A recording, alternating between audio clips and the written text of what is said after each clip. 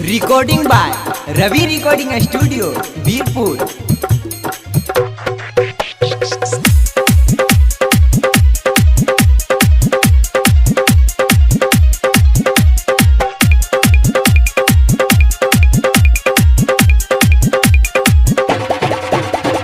Ajay Deewana Kadam Chowk Malmal. Singing by Rahul rock.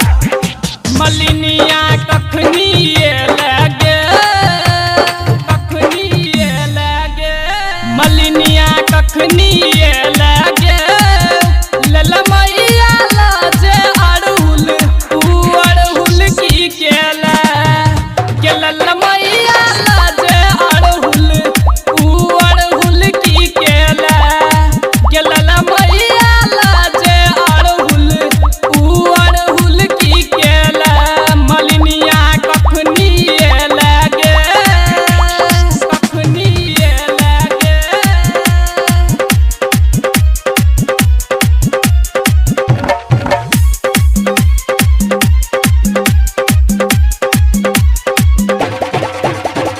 Ajay Deewana रामधी Deewana Malmal.